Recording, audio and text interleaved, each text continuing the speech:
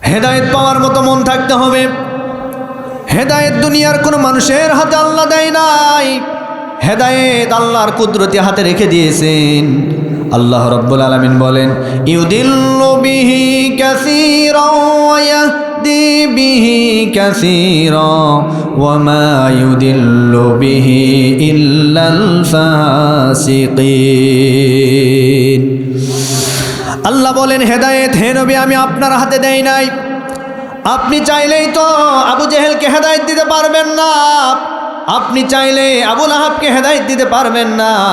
তার কারণ হেদায়েতের চাবি আমি আল্লাহর হাতে রেখে দিয়েছি। আপনি মানুষকে দাওয়াত দিবেন, আর কে হেদায়েত পাবে কে পাবে না ওটা আমি আল্লাহর কুদরত কাজ করবে।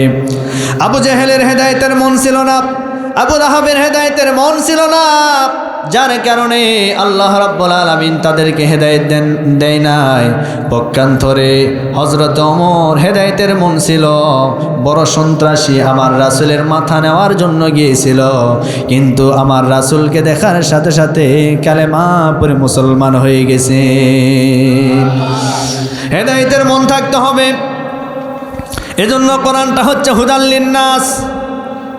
এই কোরআনটা মানুষের জন্য হেদায়েত। এই পৃথিবীর জমিনে যারা মানুষ রূপে জন্মগ্রহণ করবে, যারা বলবে আমি মানুষ, কোরআন তাদেরকে হেদায়েত দিয়ে আল্লাহর জান্নাতের ভিতরে প্রবেশ করায় দিবেন। জোরে বলেন সুবহানাল্লাহ।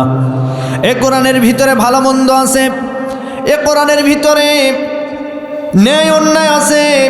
এই সমাজের মানুষ কোন কোন কাজ করলে ভালো ভালো আমল তারা করতে পারবে, কোন কোন কাজ করলে তারা নেকি পাবে, আল্লাহ রাব্বুল আলামিন কোরআনের ভিতরে সেটাও বর্ণনা করে দিয়েছেন। এই সমাজের একটা মানুষ যদি ভালো কোনো কাজ করে, আর একটা মানুষ যদি সহযোগিতা করে, তার জন্য লাভ কি হবে আল্লাহ সেটাও বলে দিয়েছেন। আল্লাহ রাব্বুল আলামিন বলেন, মাইয়াশফা শাফাআতান হাসানাতান ইয়াকুল লাহু নাসিবুম মিনহা ওয়া মাইয়াশফা শাফাআতান সাইয়্যাতান ইয়াকুল লাহু কিফলুম মিনহা।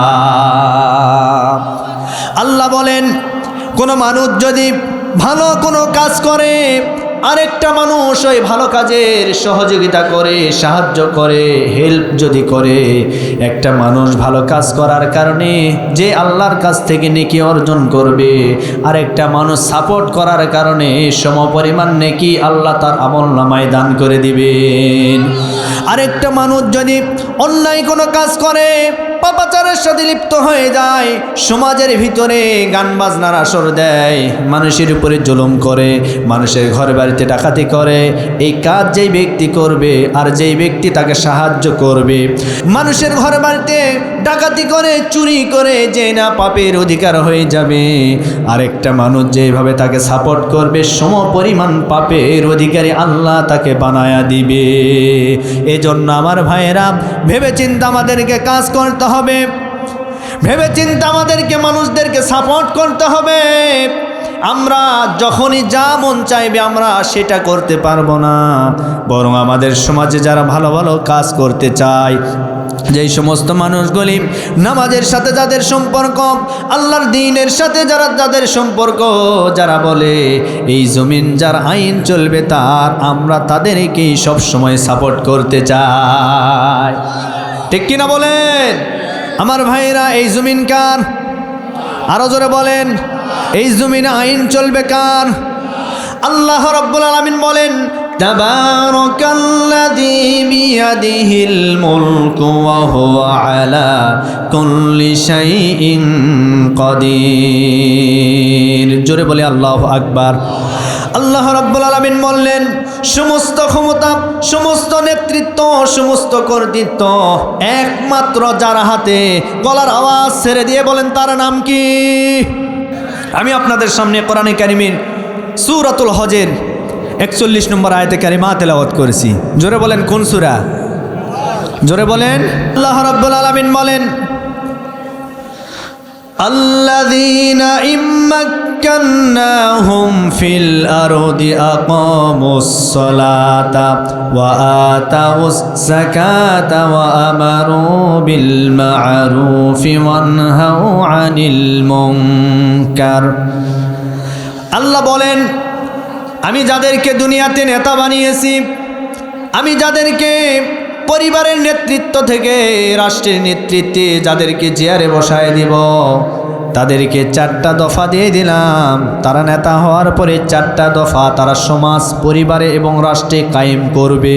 আওয়াজ দিয়ে বলেন দফা কয়টা? আরো জোরে, জোর হলো না। 4টা দফার ভিতরে 1 নম্বর দফার নাম হলো, আল্লাহ বলেন আল্লাযীনা ইম্মাক্কান্নাহুম ফিল আরদি আকামুস সালাত, যাদেরকে আমি নেতৃত্ব দিব, যাদেরকে আমি নেতা বানায় দিব, তাদের 1 নম্বর কাজ হলো তারা তাদের পরিবারে নামাজ কায়েম করবে, তারা তাদের সমাজে নামাজ কায়েম করবে, তারা তাদের দেশের ভিতরে রাষ্ট্রের ভিতরে নামাজ কায়েম করবে। আমার ভাইরা, আজ আমরা মনে করি যারা রাজনৈতিক নেতা তারাই মনে হয় আমাদের নেতা, কিন্তু না, আল্লাহ বলেন আমি যাদেরকে যে দায়িত্ব দিয়েছি সেই দায়িত্বের নেতা হিসেবে তাকে আমি পাঠাইয়া দিয়েছি। মনে করেন আপনাদের এই মাদ্রাসার একজন নেতা আছেন, যাকে বলা হয় সুপার, তিনি হলেন এই মাদ্রাসার নেতা। আল্লাহ ওই নেতাকে বললেন, ওই সুপারকে বললেন, ওই সুপারের দায়িত্ব হলো এই মাদ্রাসার যারা শিক্ষক আছে, কর্মচারী আছে, যারা আছে, ওই নেতার কাজ হলো সকলকে নিয়ে নামাজ কায়েম করা। কথা বলেন না কেন? এরপরে পরিবারে যারা মুরব্বী আছেন, একটা পরিবারে 7 জন সদস্য, এই সদস্যের ভিতরে একজন নেতা আছে, ওই নেতার কাজ হলো ওই 7 জনকে নামাজ কায়েম করা। এইভাবে এই এলাকার ভিতরে একজন ওয়ার্ডের মেম্বার আছেন, ওই ওয়ার্ডের ভিতরে ওই নেতার কাজ হলো ওই ওয়ার্ডের ভিতরে নারী পুরুষ আবাল বৃদ্ধ বনিতা সকলের উপরে সকলকে নামাজ কায়েম করা। এই এলাকার ভিতরে যিনি চেয়ারম্যান আছে, ওই চেয়ারম্যানের কাজ হলো তার এলাকার ভিতরে সবাইকে নিয়ে নামাজ কায়েম করা। এরপরে এই এলাকার যিনি এমপি সাহেব আছেন, তার কাজ হলো তার এমপির যেই নির্বাচনী এলাকা আছে সেই এলাকার ভিতরে ওই নেতার কাজ হলো নামাজ কায়েম করা। এই বাংলাদেশের যিনি এখন নেতৃত্বে আছেন ডক্টর মোহাম্মদ ইউনূসের কাজ হলো, আল্লাহ তাকে বললেন আমি যাকে নেতা বানাবো, আমি যাকে ক্ষমতার চেয়ারে বসায় দিব, তার 1 নম্বর দফা হলো সমাজের ভিতরে দেশের ভিতরে কায়েম করবে নামাজ। এখন আপনাদেরকে আমি বলতে চাই, আপনারা আওয়াজ দিয়ে বলেন আমাদের দেশে নামাজ কি কায়েম আছে? জোরে বলেন। তাহলে নামাজ কায়েম করবে কে? নামাজ কায়েম অবশ্যই আমাদেরকে করার দরকার আছে না নাই? আজ আমরা শুধু নামাজ পড়া নিয়ে ব্যস্ত, কিন্তু নামাজ কায়েম করার কাজে আমরা নাই। আরে ভাই, কোরআনে কারিমে যতগুলি জায়গায় এসেছে আকিমুস-সালাহ, আকিমুস-সালাহ, আকিমুস-সালাহ, নামাজ কায়েম করো, নামাজ পড়ার কথা একটা আয়াতেও নাই। আর এই নামাজ কায়েমের কথা বলতে গেলে একদল মানুষ আছে বলে হুজুর ওইসব কথা চলবে না, আমরা তো নামাজ পড়ছি। আরে ভাই, আল্লাহ বলেছেন তুমি আগে বাঁচো জাহান্নাম থেকে, তারপরে তোমার আহাল পরিবার তাদেরকেও বাঁচাও জাহান্নামের আগুন থেকে। তার মানে নামাজ কায়েমের মাধ্যমে তাদেরকে বাঁচাও। আল্লাহ কিয়ামতের ময়দানে সর্বপ্রথম যে জিনিসের হিসাব নেবেন সেই জিনিসটার নাম হচ্ছে নামাজ। কোনো মানুষ যদি কিয়ামতের ময়দানে নামাজের হিসাবটা ঠিকঠাকভাবে দিতে পারে, আল্লাহর নবী বলেন তার কাছ থেকে আর অন্য কোনো হিসাব নেওয়া হবে না। বিনা হিসাবে বিনা বিচারে রব্বুল আলামিন তাকে জান্নাতের ভিতরে প্রবেশ করায় দিবে। এজন্য 1 নম্বর কাজ কি? যারা বলেন 2 নম্বর কাজ, 2 নম্বর দায়িত্ব হলো যাদেরকে নেতৃত্ব দিবেন, নেতার আসনে যাদেরকে বসায় দিবেন, তাদের 2 নম্বর কাজ হলো তারা যাকাত ভিত্তিক অর্থনীতি ব্যবস্থা কায়েম করবেন। সুদ ভিত্তিক অর্থনীতি ব্যবস্থা বাদ দিয়ে তারা যাকাত ভিত্তিক অর্থনীতি ব্যবস্থা কায়েম করবেন। এখন আপনাদেরকে আমি বলতে চাই, বাংলাদেশের ভিতরে শত শত ব্যাংক আছে, যে ব্যাংকগুলিতে আজকে সুদ ভিত্তিক অর্থনীতি ব্যবস্থা কায়েম, কিন্তু যাকাত ভিত্তিক অর্থনীতি ব্যবস্থা নাই। তাহলে বোঝা গেল এই দেশের ভিতরে কোনো দিন শান্তি আসতে পারে না। সমাজ কুলসিত মুক্ত করতে হলে, সমাজ দারিদ্র্যমুক্ত করতে হলে যাকাত ভিত্তিক অর্থনীতি ব্যবস্থা কায়েম করতে হবে। কথাকার আরো জোরে বলেন। কিন্তু আজ কায়েম করবে কারা? যারা কায়েম করবে, বিগত দিনে আমরা দেখেছি যারাই কায়েম করতে যাবে তারাই যাকাতের টাকা মেরে খাওয়ার ধান্দা করে। আগের যুগে ছোট্টবেলায় যখন আমরা মাদ্রাসায় পড়তাম, বিভিন্ন হাফেজা মাদ্রাসায়, এতিমখানা মাদ্রাসায়, আপনি খোঁজ নিয়ে দেখবেন, আমি তো একজন মাদ্রাসার সন্তান। আমি সর্বপ্রথম কওমি মাদ্রাসায় পড়েছি, 10 পারা হেফজ করেছি, এরপরে আলিয়া মাদ্রাসা থেকে তাফসির নিয়ে কামিল করেছি, এরপরে কলেজ থেকে অনার্স মাস্টার্স করেছি আমি আরবির উপরে। আমার ভাইয়েরা, ছোট্টবেলায় যখন মাদ্রাসায় পড়তাম তখনই দেখতাম বছরে 2-1 বার করে সৌদি আরবের দুম্বার গোস্ত বাংলাদেশে দেওয়া হয়। এই দুম্বার গোস্তগুলি মাদ্রাসার ইতিম ছাত্রদের, গরিবদের মাঝে বন্টন করে দেওয়া হয়। সেই গোস্ত আজও বাংলাদেশে আসে, কিন্তু আর মাদ্রাসাগুলিতে দেওয়া হয় না। তার মানে এগুলি যায় কোথায়? বোঝা গেল এগুলি আস্তে আস্তে উপর তলা থেকে নামতে নামতে নিচ তলায় শেষ, ভাগ করে খাওয়া শেষ। আমার প্রিয় বন্ধুগণ, আমার ভাইয়েরা, যারাই যাকাত কায়েম করবে তারাই তো যাকাতের টাকা মেরে খাওয়ার ধান্দা করে। সুতরাং আগামীর বাংলাদেশে এই ধান্দাবাজি বাংলার মুসলমান আর মেনে নেবে না। এটা হলো 2 নাম্বার। 3 নাম্বার, রাষ্ট্রীয়ভাবে তারা ওয়া আমারু বিল মা'রুফ, সৎ কাজের আদেশ দিবে, ভালো ভালো কাজের আদেশ দিবে। কিন্তু আজ দুঃখজনক হলেও সত্য কথা, যে সমস্ত নেতারা আমাদেরকে ভালো ভালো কাজের আদেশ দিবে কি, বরং তারা অনেক সময় দেখা যায় কোরআনের মাহফিলে তারা বাধা প্রদান করে। কথা বলেন, ভালো কাজের আদেশ দিবে কি, তারাই মাঝে মধ্যে কোরআনের মাহফিল বন্ধ করে, তাফসির মাহফিল হতে দেয় না। এটা হলো 3 নাম্বার। 4 নম্বরে যে আইনটা পাশ করবে সেটা হলো অনহাওয়া আনিল মুনকার। সমাজে যত অসৎ কাজ আছে, অশ্লীল কাজ আছে, বেহায়াপানা আছে, গান বাজনা আছে, বাদ্যযন্ত্র আছে, সমাজের যারা নেতা হবে তাদেরকে আল্লাহ বললেন সেগুলি তাদের দ্বারা বন্ধ করা লাগবে। কিন্তু আজ দুঃখজনক হলেও সত্য কথা, যাদেরকে আল্লাহ নেতৃত্ব দিয়েছে তারা আজকে এই গান বাজনার আসর বন্ধ করবে কি, বরং তারাই মাঝে মধ্যে দেখা যায় গানের আসরে তারাই প্রধান অতিথি হয়। কথা কি বাস্তব না অবাস্তব? তাহলে তারা কিভাবে বন্ধ করবে? এই নেতারাই দেখবেন মাহফিলের স্টেজে এসে বক্তব্য দেয়, ভাই সব আমি ইসলামকে ভালোবাসি, আমি কোরআনকে ভালোবাসি, কারণ আমি একজন মুসলিম। আবার ওই গানের আসরে গিয়ে বলবেন যে তোমরা এই সংস্কৃতি ধরে রেখো, আমি সংস্কৃতিকে ভালোবাসি। তার মানে গোল আলো যেই তরকারি দিবেন সেখানে কাজে লাগে। কি কথা বলেন? যেখানে দিবেন সেখানেই কাজে লাগে। এই ধরনের মুনাফিকি আগামীতে বাংলার জমিনে আর আমরা দেখতে চাই না। আগামীতে চাই এই সমাজ, এই দেশ, এই রাষ্ট্র আল্লাহর কোরআনের আইন দিয়ে 4টা দফার ভিত্তিতে যারা রাষ্ট্র পরিচালনা করবে, আমরা তাদেরকে রাষ্ট্র ক্ষমতায় দেখতে চাই। কোনো বেঈমান, কোনো নাফরমান, কোনো নাস্তিক, কোনো চোর, কোনো ডাকাত, কোনো চাঁদাবাজকে আমরা নেতৃত্বে দেখতে চাই না। বহু খেলা দেখিয়েছে তারা, মাঝে মধ্যেই বলতেন খেলা, কি কথা বলেন না কেন? কিন্তু খেলার প্লেয়ার তো খুঁজে পাচ্ছি না। হ্যাঁ খেলা, হ্যাঁ ওবায়দুল কাদের সাহেব, বাপরে বাপ, নামও মুখস্থ করছেন, কি সুন্দর নাম। কাম তো শয়তানের কাম। কথা বলেন। একজন ব্যক্তি এক হুজুরের কাছে গেছে মেয়ের নাম রাখার জন্য। হুজুর বলছে একটা সুন্দর নাম আছে। বলে কি? বলে নাম হলো হাসিনা। বলে ওরে শয়তান, এই নাম আমার মেয়ের রাখবো না। তার মানে তার নামটাও ঘৃণিত হয়ে গেছে, ঠিক কিনা বলেন? এই জন্য কবি বলে এমন জীবন করিও গঠন, মরণের পরে হাসিবে ভুবন, মরণের পরে কাঁদিবে ভুবন, হাসিবে তোমার অন্তর। জীবনটা আমাদের গঠন করতে হবে কোরআন সুন্নাহ মোতাবেক। আপনারা মনে হয় মন খারাপ করতেছেন, হ্যাঁ?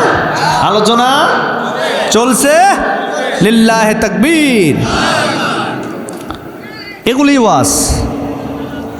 আমার ভাইয়েরা, আমার প্রিয় বন্ধুগণ, আরেকটু সামনের দিকে এগিয়ে যাই। নেতা তো ছিল হযরত ওমর, সুবহানাল্লাহ কোন। হযরত ওমরের মতো নেতা আমরা চাই, যে হযরত ওমর খলিফার মসনদে যখন বসেছিলেন, জনগণের খোঁজখবর রাতের আধারে সমাজের মানুষের কাছে তিনি নিতেন রাত্রেবেলা। হযরত ওমর প্রতি রাত্রে 2-4টা ভালো ভালো কাজ না করা পর্যন্ত তিনি ঘুমাতেন না। সুবহানাল্লাহ কোন কেমন নেতা ছিল এবার শোনেন। হযরত ওমর একদিন বের হয়েছে গভীর রজনীতে। এমন সময় তিনি লক্ষ্য করে দেখলেন রাত প্রায় 12টা পার হয়ে গেছে। মরু প্রান্তরে তিনি লক্ষ্য করে দেখলেন একজন মানুষ কে যেন রাতের আধারে একটা বাড়ির ভিতরে প্রবেশ করে আবার বাড়ি থেকে বের হয়ে আসে। এই দৃশ্যটা দেখার পরে ওমর ঠিক থাকতে পারলেন না। মনে মনে ভাবলেন, আমার এই রাষ্ট্র পরিচালনার ভিতরে কোরআন দিয়ে আমি রাষ্ট্র পরিচালনা করি, কোরআনের আইন আমার রাষ্ট্রের ভিতরে জারি আছে, আর সেই রাষ্ট্রের ভিতরে এইভাবে রাত্রিবেলা ঘর থেকে মানুষ বের হবে আবার ঘরে প্রবেশ করবে, এইরকম চুরি ডাকাতি তো আমি আর করতে দিব না। হযরত ওমরের মনের ধারণা ওই ঘর থেকে চোর ঢুকেছে, চোর বের হয়ে আসছেন। হযরত ওমর এই দৃশ্য দেখার পরে সামনে চলে গেলেন। যাওয়ার পরে দেখলেন একটা যুবক ছুটাছুটি করছে, বাড়ির ভিতরে একবার ঢুকে বাড়ি থেকে আরেকবার বের হয়ে আসে। এমন সময় ওই যুবকটার হাতটা ধরলেন, ধরার পরে বললেন, হে যুবক, তুমি বারবার ঘরে ঢুকো, ঘর থেকে আবার বের হয়ে আসো, কারণটাকে আমি জানতে চাই। এইবার ওই যুবক ডাক দিয়ে বলেন, খলিফা, আপনি গভীর রজনীতে যেহেতু আমার বাড়ির দরজার সামনে এসেছেন, আপনার কাছে আমার মনের দুঃখ বেদনাগুলি বলতে চাই। ওগো খলিফা, আমার স্ত্রী সন্তান সম্ভবা, গর্ভধারিণী একজন মা বাচ্চা প্রসব করবে, কিন্তু এমন একটা সময় আমার স্ত্রীর পেটের ভিতরে ব্যথা উঠেছে, বাচ্চা প্রসব করবে, কোনো ধাত্রী আমি খুঁজে পাচ্ছি না। আমি তো পুরুষ মানুষ, কেমনে বাচ্চাটা বের করে আমার তো কোনো কিছু জানা নাই। এজন্য আমার স্ত্রীর চিন্তায়, আমার সন্তানের চিন্তায় বারবার আমি হয়রান পেরেশান হয়ে গেছি। কেমন করে আমার স্ত্রীর পেট থেকে সন্তানটা বের হবে, সন্তানটা ডেলিভারি হবে, এই চিন্তায় বারবার ঘরের ভিতরে একবার ঢুকে আরেকবার বাইরে আসি। আপনি দেখবেন যারা চিন্তায় থাকে, টেনশনে থাকে, এরা বসে থাকতে পারে না, এরা কিন্তু দেখবেন হাঁটাহাঁটি করে। আমার ভাইয়েরা, হযরতে ওমর এইবার ওই যুবককে বললেন, যুবক, তোমার মনের দুঃখ বেদনা আমি বুঝতে পেরেছি। এই সময়ে তোমার একটা ধাত্রীর দরকার, একটা মহিলার দরকার। এই কথা বলার পরে ওই যুবক ডাক দিয়ে বললেন, খলিফা, অবশ্যই একটা ধাত্রীর আমার খুব প্রয়োজন। হযরত ওমর যুবককে বললেন, যুবক, তুমি তোমার স্ত্রীকে পাহারা দাও, এই জায়গায় তুমি দাঁড়িয়ে থাকো, আমি দেখি তো কোনো ধাত্রী খুঁজে পাই কিনা। এইবার হযরত ওমর নিজে বাড়িতে চলে গেলেন। যাওয়ার পরে ওমরের ছেলের নাম ছিল আব্দুল্লাহ। আছে না নাই? যেই সন্তানের নাম আপনি বুলেট রাখলেন, রকেট রাখলেন, ও তো বড় হয়ে আপনার বুকেই তো বুলেট চালাবে। কথা বলেন। আবার মহিলাদের নাম রাখে কি, কই শেফালি, রূপালি, লিলি। আছে না নাই? এগুলি কি নাম? কোরআন হাদিসের সাথে কোনো সম্পর্ক? কিয়ামতের ময়দানে প্রত্যেকটা মানুষের নাম ধরে ধরে কিন্তু ডাকা হবে, তাদের বাবার নাম ধরেও ডাকা হবে। এজন্য নাম সুন্দর হওয়া চাই, সুন্দর ইসলামিক মাইন্ডের নাম হওয়া চাই। আল্লাহর কাছে দুইটা নাম সবচাইতে প্রিয়, একটার নাম আব্দুল্লাহ আর একটা নাম আব্দুর রহমান। এই দুটি নাম সবচাইতে প্রিয় নাম। হযরত ওমরের ছেলের নাম ছিল আব্দুল্লাহ। বাড়িতে গেলেন, যাওয়ার পরে নিজের স্ত্রীকে বললেন, ও আব্দুল্লাহর মা, সুবহানাল্লাহ কোন, ও আব্দুল্লাহর মা, তুমি কি জান্নাত চাও? বলে, হ্যাঁ, আমি তো জান্নাত চাই।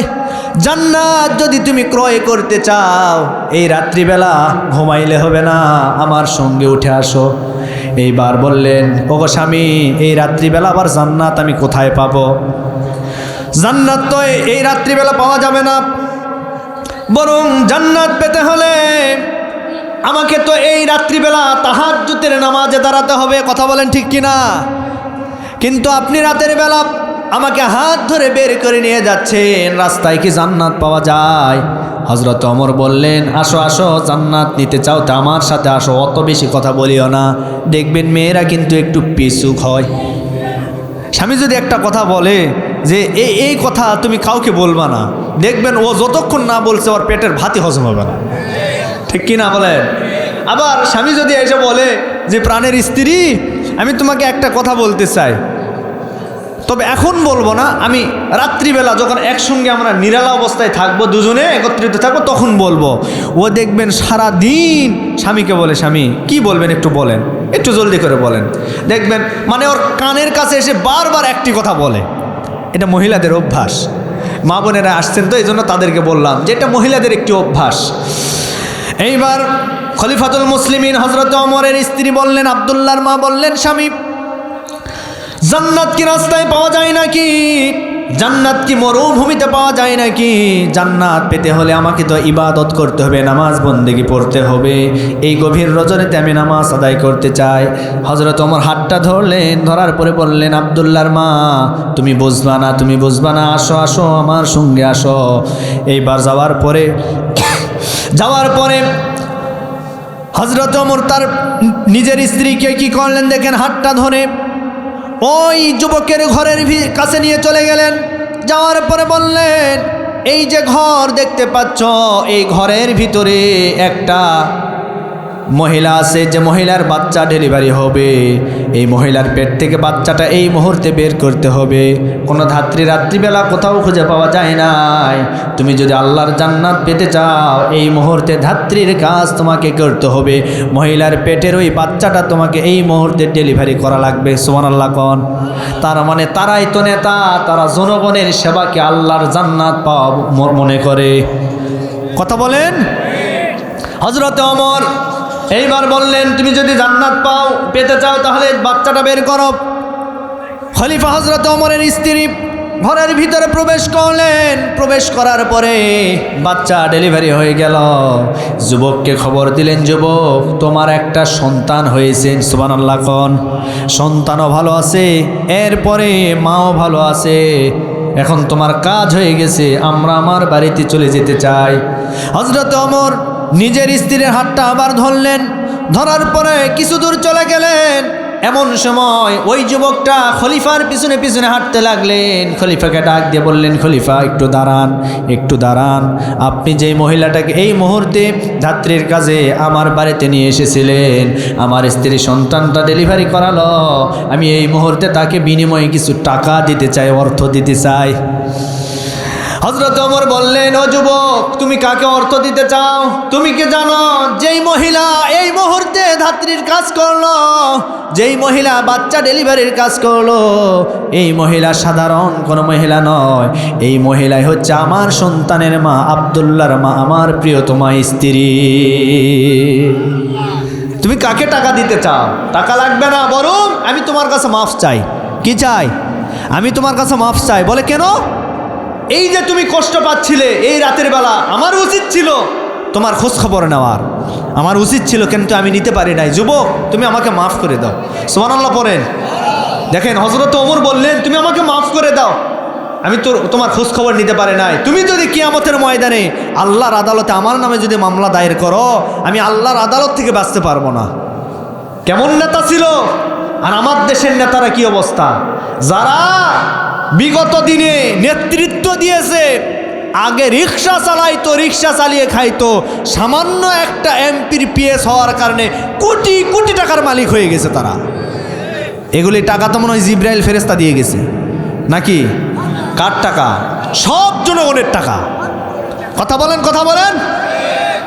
তারা বাংলাদেশটাকে দেউলিয়া করেছে, ধ্বংস করেছে তারা। সুতরাং সামনে আসছে শুভ দিন, চিন্তা ভাবনা করে নিন। হ্যাঁ কথা বলেন। আর আমরা ভুল করতে চাই না, আমরা আর ভুল করতে চাই না। আমরা আমাদের নিজের হাতকে শক্তিশালী করতে চাই। আমরা চাই জবাবদিহিতামূলক নেতৃত্ব আমাদের মাঝে আসুক। কি কথা বলেন? নেতা ভুল করবে, জনগণ ভুল ধরিয়ে দিবে, এটাই হলো নেতৃত্বের গুণাগুণ। সুবহানাল্লাহ কোন। হযরত ওমর শুনেন কেমন নেতা ছিল। হযরত ওমরের জামাটা লম্বা হয়ে গেছে, জামাটা লম্বা হয়ে গেছে। সামনে থেকে একটা মুসল্লি বলে, এই খলিফা আপনার খুতবা থামান, আপনার খুতবা চলবে না। কেন? আমরাও পেয়েছি একটা কাপড়, আপনিও পেলেন একটা কাপড়, আমাদের জুব্বার ঝুলটা একটু উপরে উঠে গেছে, আপনার জুব্বার ঝুলটা নিচে কেন? আপনি খুতবা থামান, আপনার খুতবা চলবে না, আমরা শুনতে চাই না। খলিফা ওমর আল্লাহর শুকরিয়া আদায় করলেন। সুবহানাল্লাহ কোন। খলিফা ওমর বললেন, আহা, যেই রাষ্ট্রে ইসলাম প্রতিষ্ঠিত হয়, কোরআন প্রতিষ্ঠিত হয়, আল্লাহর আইন প্রতিষ্ঠিত হয়, ওই রাষ্ট্রের ভিতরে একজন মুসল্লিও ইমামের নেতার ভুল ধরে। আর এখন ভুল ধরতে জানতো, গলা চিপে ধরে আপনাকে 4 শিকের ভিতরে বন্দি করবে। কথা বলেন, কথা বলেন, কোনো ভুল ধরা যায় না। সুতরাং আমার ভাইয়েরা, আমার প্রিয় বন্ধুগণ, জবাবদিহিতামূলক রাষ্ট্র ব্যবস্থা কায়েম করতে হবে, যেটা আমার রাসূল করেছেন, সাহাবায়ে কেরামরা করেছেন। আমরা সেরকম রাষ্ট্র ব্যবস্থা আগামীতে চাই ইনশাআল্লাহ। হযরত ওমর বললেন, এটা তো আমার স্ত্রী, তুমি আমাকে মাফ করে দাও। কিয়ামতের ময়দানে আল্লাহ রাব্বুল আলামিন যেন আমাকে আসামির কাঠগড়ায় দাঁড় করিয়ে আমার যেন বিচার না করে, তুমি আমাকে মাফ করে দাও। যুবক বললেন, আরে কেমন খলিফা আমরা পেয়েছি, যেই খলিফা আমার কাছ থেকে মাফ চাই। এই সেই ওমর। আমার ভাইরা, সেই হযরতে ওমর দেখেন, কোরআন দিয়ে, কোরআনের এই আইন, এই সৎ কাজের আদেশ, অসৎ কাজ থেকে বাধা প্রদান সম্পর্কে আপনাদেরকে একটি কথা বলি। এখন আপনারা বলেন, গান বাজনা শোনা এটা ভালো কাজ না খারাপ কাজ? আরও জোরে। কিন্তু আমাদের দেশে গান আছে না নাই? কত রকমের গান, কত রকমের গান আমাদের দেশে আছে। এই রকম হযরত ওমর একদিন গভীর রজনীতে বের হয়েছে। এমন সময় পথ চলতে চলতে মরুভূমির পথ হঠাৎ করে তিনি লক্ষ্য করে দেখলেন একটা ছোট্ট কুটির ঘর, যে ঘরের ভিতর থেকে বিরহের একটা গান ভেসে আসছে হযরত ওমরের কান পর্যন্ত। বিরহের গান, যে গানটা ভালো কোনো গান নয়। আজ আমার দেশের ভিতরে বিরহের গান আছে না নাই? দেখবেন যুবক ভাইয়েরা প্রেম করে সেকা খেয়ে রাত 12টার পরে ঘরের ভিতরে বিরহের গান বলে। কথা বলেন, প্রেম করে সেকা খেয়ে রাত 12টার পরে বিরহের গান বলে। এই রকম বিরহের গান হযরত ওমরের কান পর্যন্ত চলে আসলো। এমন সময় খলিফা হযরত ওমর চিন্তা করলেন, আমি কোরআন দিয়ে রাষ্ট্র পরিচালনা করি, আমার রাষ্ট্রের ভিতরে গান বাজনা হারাম করা হয়েছে, আমার রাষ্ট্রের ভিতরে অশ্লীলতা বেহায়াপনাকে হারাম করা হয়েছে, কিন্তু আমার এই রাষ্ট্রের ভিতরে এই গভীর রজনীতে তাও আবার একটা মেয়ের কণ্ঠে শুনলে তো যুবকদের আরও কাম সারা হয়ে যায়। কি কথা বলেন? মেয়ের কণ্ঠের গান। হযরত ওমর চিন্তা করলেন, আমার এই রাষ্ট্র ব্যবস্থার ভিতরে কোন মেয়ে এই ধরনের বিরহের গান বলে, এটা দেখার জন্য ওই ঘরের নিকট হযরত ওমর চলে গেলেন। এমন সময় তিনি লক্ষ্য করে দেখলেন ওই ঘরের ভিতরে থেকেই গুনগুন গুনগুন করে বিরহের গান চলে আসছে। তার মানে তার বন্ধু, তার যে সাথী ছিল, তাকে পাওয়ার একটা আকাঙ্ক্ষা তার ভিতরে জাগ্রত হয়েছে রাত 12টার পরে। এই গানটা শোনার পর হযরত ওমর সর্বপ্রথম চলে গেলেন ওই ঘরের যে মেন যে গেট আছে, ওই গেটের সামনে চলে গেলেন। যাওয়ার পরে লক্ষ্য করে দেখলেন গেটটা আটকায় দেওয়া হয়েছে, গেট খোলার মতো কোনো পরিবেশ না। এমন সময় হযরত ওমর লক্ষ্য করে দেখলেন, আমি পিছনের রাস্তা দিয়ে এই ঘরের ভিতরে বেড়া ভেঙে প্রবেশ করব। হযরত ওমর তাই করলেন, বেড়া ভেঙে ওই ঘরের ভিতরে প্রবেশ করলেন। প্রবেশ করার সাথে সাথে মহিলার গান বন্ধ হয়ে গেছে। সুবহানাল্লাহ বলতে পারেন না? মহিলার সামনে কি? কথা বলেন, কথা বলেন। হযরত ওমর যেমন তেমন মানুষ না, যে ওমরকে দেখলে শয়তান পর্যন্ত ভয় পেত। সুবহানাল্লাহ কোন? হযরত ওমর যে রাস্তা দিয়ে যায়, সেই রাস্তা দিয়ে 40 দিন শয়তান যেতে পারে না। হযরত ওমর কথা বলে কম, কিন্তু হাত চালায় বেশি। তার হাতের পাওয়ার কিন্তু বেশি, ঠিক কিনা বলেন? তিনি কথা বলেন কম, কিন্তু হাতটা বেশি চালায়। আমার রাসূলের বিচার একজন মুনাফিক মানতে পারে নাই। বলবো আচ্ছা, আপনাদের কি কষ্ট হচ্ছে? শেষ করে দেই? হ্যাঁ, আর আধা ঘন্টা চলুক, কি বলেন আপনারা? চলুক। দেখেন হযরত ওমর কেমন বিচারক ছিলেন, কেমনটা তার হাত আগে চলে। এবার লক্ষ্য করুন, আমার রাসূলের বিচার একজন মুনাফিক মেনে নিতে পারেন নাই। এমন সময় ওমরের কাছে সানি বিচার, দ্বিতীয় বিচার করার জন্য গেলেন। হযরত ওমরের কাছে যাওয়ার পরে বললেন, ওমর দেখো, আমি মুসলিম, আমি মুসলমান, রাসূল আমার পক্ষে রায় না দিয়ে ওই ইহুদির পক্ষে রায় দিয়েছে। তখন হযরত ওমর তো রাগ হয়ে গেলেন, কি তুমি কি রাসূলের বিচার মানো না? বলে, না, আমি তো মুসলিম, আমার পক্ষে কেন রায় দিল না? আজও আমার দেশের ভিতরে এমন কিছু মানুষ আছে যারা ধারণা করে আমি অমুক তুমুক দল করি, দল আমার পক্ষে রায় দিবে, যদিও সে অন্যায় করে। কিন্তু এইটা করা যাবে না। যেটা অন্যায় সেটা অন্যায় বলতে হবে, যেটা নেই সেটা নেই বলতে হবে। সে হোক দলের লোক অথবা বিরোধী দলের লোক, সে যে কোনো দলের লোক হোক না কেন। আমাদের এলাকার বিচার কেমন, এমপি চেয়ারম্যানের কাছে যান বিচার নিতে, দেখবেন যদি ওর দলের হয়, ওর দলের যদি হয়, যদি উনি রাজাকারও হয় তাও মুক্তিযোদ্ধা বলে চালিয়ে দেয়। আর যদি তার বিপক্ষে চলে যায় মুক্তিযোদ্ধা, এরপরেও সে রাজাকার। কথা বলেন। কিন্তু হযরত ওমর এটা করেন নাই। ওমর বললেন যে এই বিচার কে করেছে? বলে রাসূল করেছে। রাসূলের বিচার মানো না? বলে না, আমি মানি না, রাসূল ইহুদির পক্ষে রায় দিয়েছেন। এইবার হযরত ওমর ঘরের ভিতরে গেলেন, যাওয়ার পরে নাঙ্গা তলোয়ারটা বের করলেন। বের করার পরে ওই মুনাফিকের কাছে আসলেন। আসার পরে বললেন, তুমি কি রাসূলের বিচার মানো না? বলে না, আমি রাসূলের বিচার মানি না। যেই না এই কথা বলেছে, তরবারি দিয়ে তার মাথাটা একেবারে আলাদা করে ফেলেছে। আল্লাহু আকবার। মাথা আলাদা করার পরে পুরো এলাকায় খবর ছড়িয়ে পড়ল, হযরত ওমর মানুষকে হত্যা করেছে, মানুষকে হত্যা করেছে। এই কথা আমার রাসূলের দরবার পর্যন্ত চলে গেল। যাওয়ার পরে আমার রাসূল যখন কথাটা শুনতে পেলেন, তখন আমার রাসূল বললেন, না না না, হযরত ওমর মানুষ হত্যা করে নাই, মানুষ হত্যা করে নাই। হযরত ওমর হক আর বাতিলকে পার্থক্য করে দিয়েছে। সেদিন থেকে ওমর আর ওমর থাকলে না, ওমর ফারুক। সুবহানাল্লাহ কোন। ফারুক শব্দের অর্থ কি? হক মিথ্যার পার্থক্যকারী, হক মিথ্যার পার্থক্যকারী। যেহেতু তিনি হক মিথ্যার পার্থক্য করেছে, সেদিন থেকে হযরত ওমরের নাম ফারুক উপাধিতে ভূষিত করা হলো। বলি সুবহানাল্লাহ। সেই হযরত ওমর আমার ভাইয়েরা ওই মহিলার ঘরে ঢুকলেন।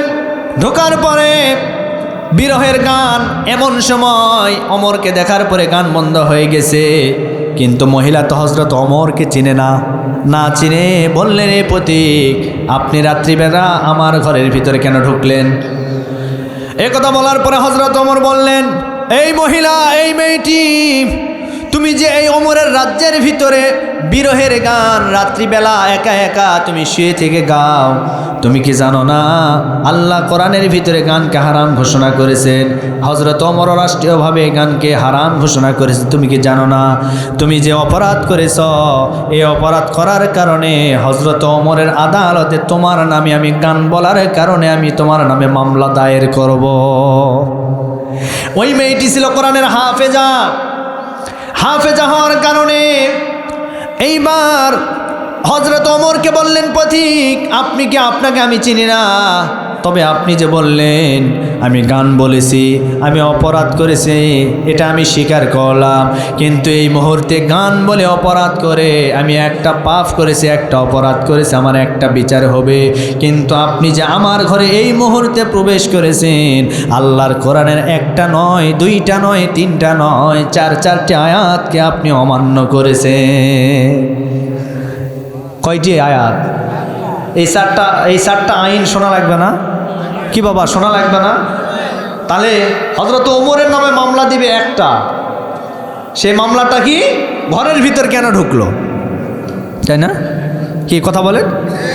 হ্যাঁ, এইটার উপরে আমার আলোচনা, এইটার উপরে আলোচনা।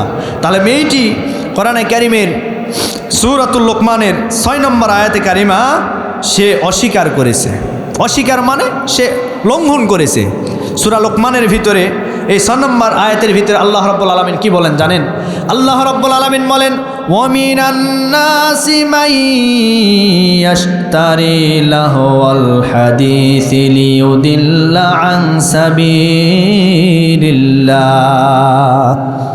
আল্লাহ সূরা লোকমানের 6 নম্বর আয়াতে সমস্ত গান বাজনাকে আল্লাহ হারাম ঘোষণা করেছেন। এইবার হযরত ওমর ওই মহিলাকে ডাকতে বলেন, মহিলা, তুমি সূরা লোকমানের 6 নম্বর আয়াতে কারিমা লঙ্ঘন করেছ। ওমরের আদালতে তোমার নামে আমি মামলা দায়ের করব। মহিলা ডাকতে বললেন, হে যুবক, আপনাকে আমি চিনি না, তবে আপনি আমার ঘরের ভিতরে ঢুকে এই মুহূর্তে আল্লাহর 4টি আইনকে আপনি অমান্য করেছেন। এবার আইনটি শুরু হয়ে গেল। এইবার মহিলা হযরত ওমরকে বলেন, আপনি যে আইনগুলি অমান্য করেছেন, লঙ্ঘন করেছেন, 1 নম্বর আইন আপনি শুনুন। 1 নম্বর আইনের কথা বললেন, আপনি কি জানেন না এই পৃথিবীর জমিনে কোনো মানুষ যদি কোনো মানুষের ঘরের ভিতরে প্রবেশ করার সময় আমার ভাইরা বেড়া ভেঙে প্রবেশ করা যাবে না। এরপরে মেইন গেট ছাড়া অন্য কোনো গেট দিয়ে প্রবেশ করা যাবে না। আল্লাহ রাব্বুল আলামিন বলেন, ইন্নাল্লাযীনা ইউনাদুনাকা মিন ওয়ারাইল হুজুরাতি আকসারুহুম লা ইয়াকিলুন।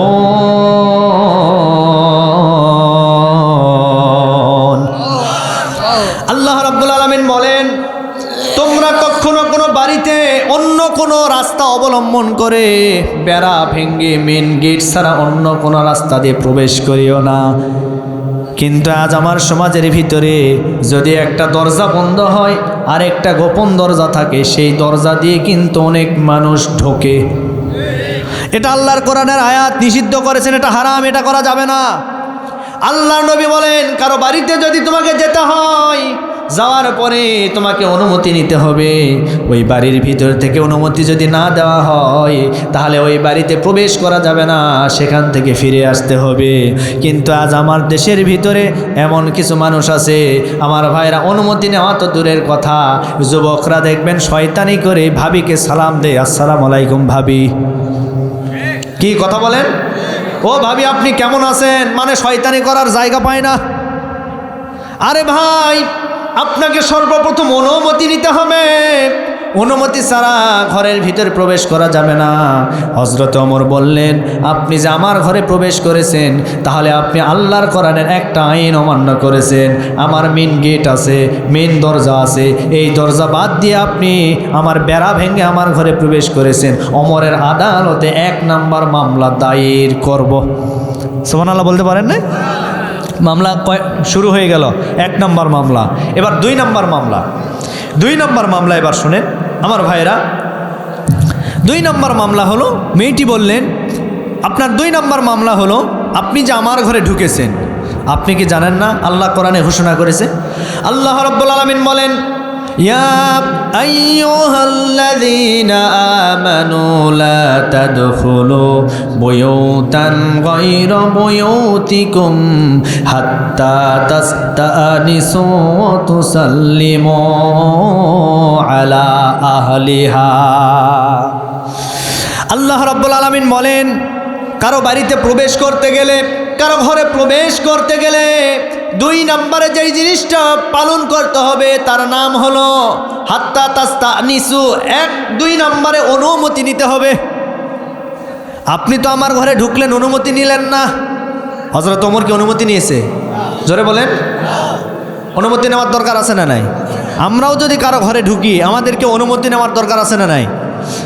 এইবার মহিলা বললেন, আপনি তো আমার ঘরে ঢুকলেন, অনুমতি নিলেন না, অনুমতি ছাড়া আপনি ঘরে ঢুকলেন, আপনি 2 নম্বর আইন অমান্য করেছেন। এরপরে 3 নম্বর আইন হলো ওয়া তুসাল্লিমু আলা আহলিহা। আমার ঘরে আপনি ঢুকলেন, আপনি তো সালাম দিলেন না। তার মানে কারো বাড়িতে ঢুকতে গেলে 3 নম্বর যে আইনটা পালন করতে হবে তার নাম হলো সালাম।